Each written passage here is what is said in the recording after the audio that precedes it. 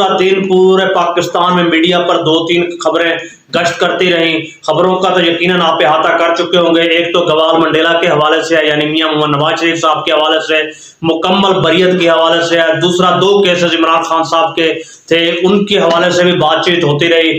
پاکستان کے نظام انصاف پر بات چیت ہوتی رہی. لیکن تمام خبروں پر تبصرہ کرنے سے پہلے ایک واقعہ ہمارے ذہن میں آ جاتا ہے کہ پیسہ ہمیشہ ہر چیز بدل دیا کرتا ہے، طاقت کا رخ بھی بدل دیا کرتا ہے. ایک قصہ جس کے بارے میں ماخوذ ہے، ایک صاحب تھے، ان کا کتا مر گیا. اسی اسلام میں اس کتے سے اس قدر محبت تھی کہ اس شخص نے اپنے کتے کو قبرستان میں دفنا دیا. لوگوں نے جب یہ دیکھا کہ یہ اس میں سخت گستاخی کا سبب بنا ہے، اس نے قاضی وقت، یعنی جیسے آج کل ہمارے قاضی جسٹس فائز عیسیٰ صاحب ہیں، اسی طرح کے اس وقت کے بھی قاضی سے شکایت کی کہ کس قدر اس شخص نے گستاخی کی ہے کہ اپنے کتے کو ہمارے قبرستان میں دفنا دیا. قاضی وقت نے مذکورہ شخص کو بلایا، پوچھا اور اس نے ہاں میں جواب دیا، اور وجہ یہ بتائی کہ میرے کتے نے وصیت کی تھی کہ مجھے قبرستان میں دفنانا. اس پر قاضی جو تھے اس وقت کے چیف جسٹس، وہ شدید غصے کا انہوں نے اظہار کیا. انہوں نے کہا کتے کی بھی کوئی وصیت اہمیت رکھتی ہے؟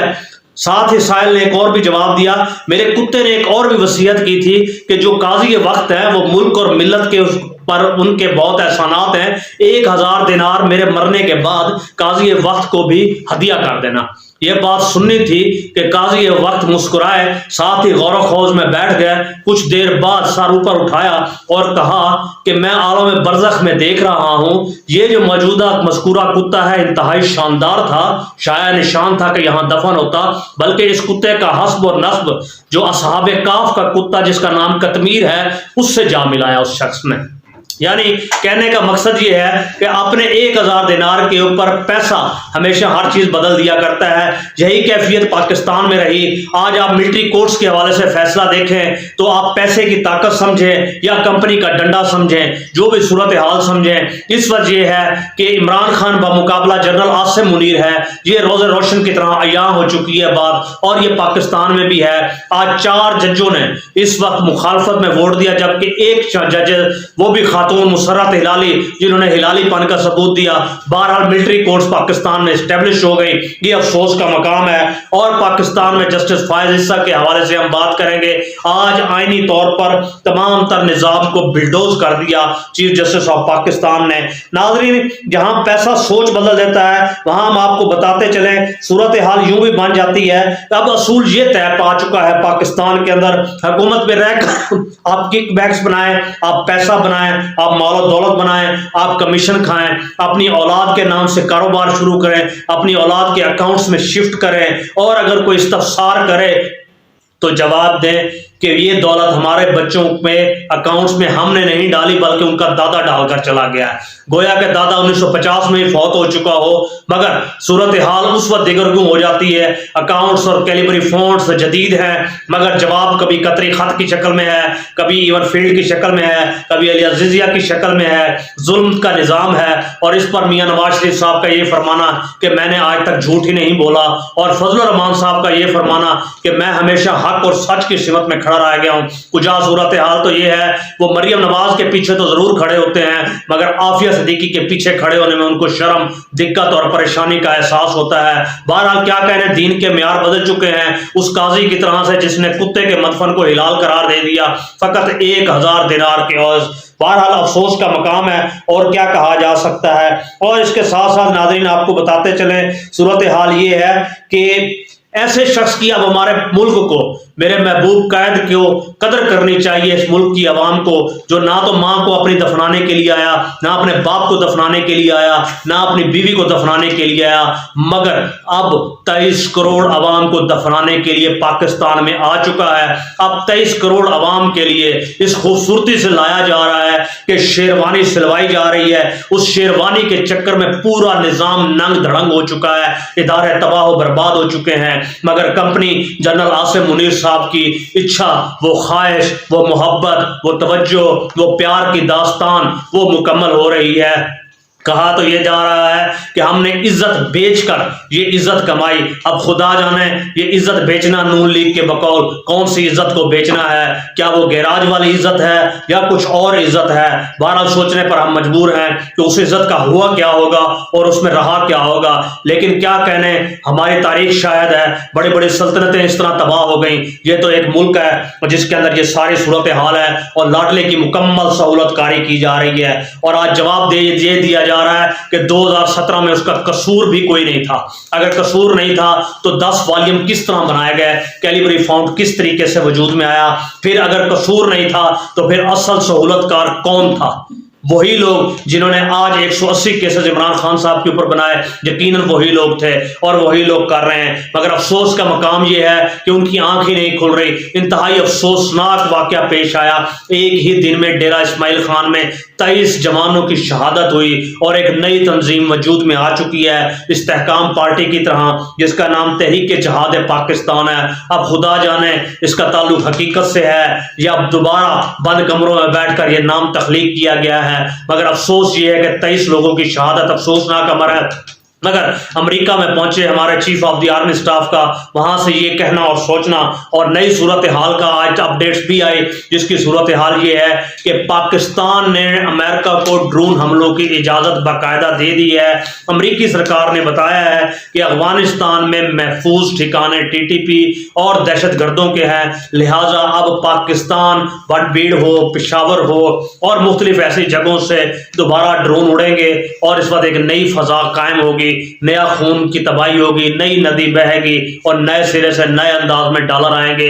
پہلے مہاجرین کا ایشو تھا، اب یہ ایشو چھڑ چکا ہے۔ اور اس کے ساتھ ساتھ آپ کو بتاتے چلیں سوشل میڈیا اور انٹرنیٹ کرائم کے حوالے سے پہلے تو FIS سائبر کرائم کو ڈیل کیا کرتے تھی، آج ایک نئی ایجنسی وجود میں پاکستان میں آئی جس کا نام نیشنل سائبر کرائم ایجنسی کے نام سے رکھا گیا۔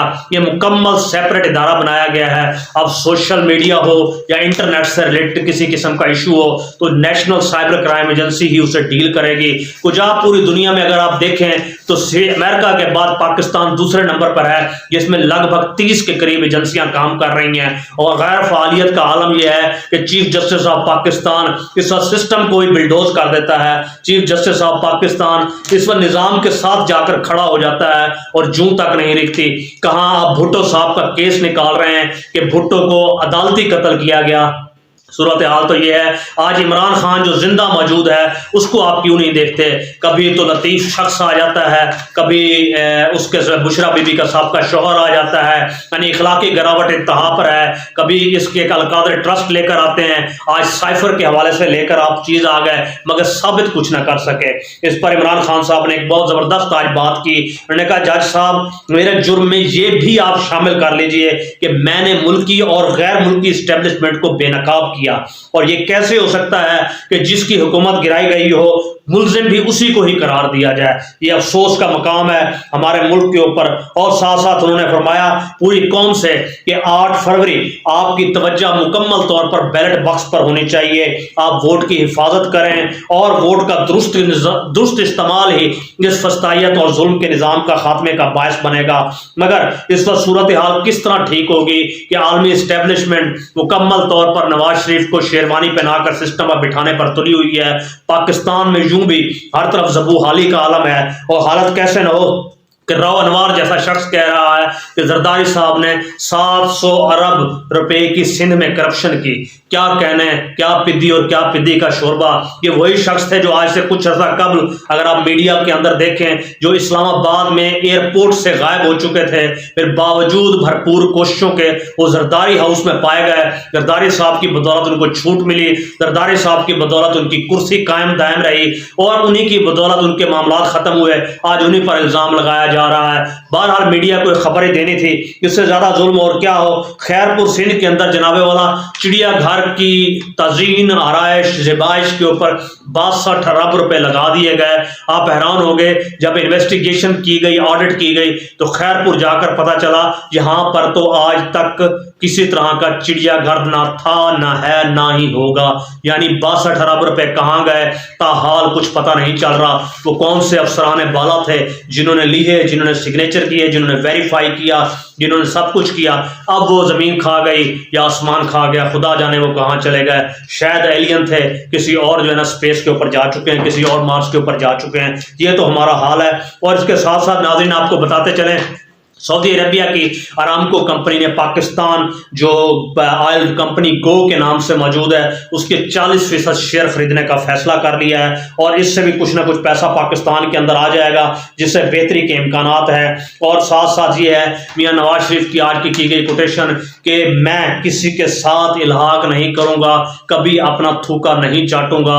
आज थूक चाटने की नौबत तो ये आई, तमाम जमातों को भरपूर कोशिश की जा रही है साथ मिलाने की, और साथ साथ ये कहने की भी कि इमरान खान को शीशे के पिंजरे के पीछे रखा जाए और इमरान खान के ऊपर शिकंजा कसा जाए और उसको सहूलत देने का मतलब पाकिस्तान में जमहूरियत पर कदगन लगाना है। और साथ साथ आलम यह है, अदालतें तो पाकिस्तान की ना हुई, कोई गोया लकी ईरानी सर्कस का मुजाहरा हो गया। शायद इसे मुजरे की कैफियत कहें, और मुजरा भी कहना शायद जबू हाली का शिकार होगा। इस मुजरे की वही कैफियत बन चुकी है जो 70 साल मुखन्नस शख्स जो तमाम उम्र एक हिजड़े की शख्सियत इख्तियार करते हुए नाचता रहा, मगर 70 बरस का होकर उसकी फितरत के अंदर नाच गाना तो रहा, मगर नाचने के लिए ना म्यूजिक है ना हकीकत है। शायद मुंह की बजने वाली आवाज और दरवाजे की चड़चड़ाहट के ऊपर भी वो नाचना शुरू कर देता है। ये कैफियत इस वक्त हमारे अदालती निज़ाम की है, ये कैफियत हमारी कंपनी की है, और ये कैफियत हमारे पाकिस्तान के तमाम इदारों की है। इससे ज्यादा जुल्म का और क्या कैफियत हो सकती है और क्या कहा जा सकता है। होना तो ये चाहिए था कि उन तमाम इदारों को माफी मांगनी चाहिए थी जो 2017 में भी जिन्होंने ये कार्रवाई की, और आज इमरान खान साहब के साथ भी ये कार्रवाई की, मगर वो तमाम इदारे इस वक्त खामोश हैं। और लाडले के लिए अब कुछ और तो नहीं बचा, अब हम सुप्रीम कोर्ट ऑफ पाकिस्तान से एक अपील करते हैं और साथ साथ chief of the army staff से भी अपील करते हैं कि और तो कुछ नहीं बचा, बेशक निशान इम्तियाज या निशान हैदर इस वक्त नवाज शरीफ साहब को अता किया जाए। ये पूरी कौम का मिन जुमला इस वक्त रिक्वेस्ट है पूरे पाकिस्तान की तरफ से।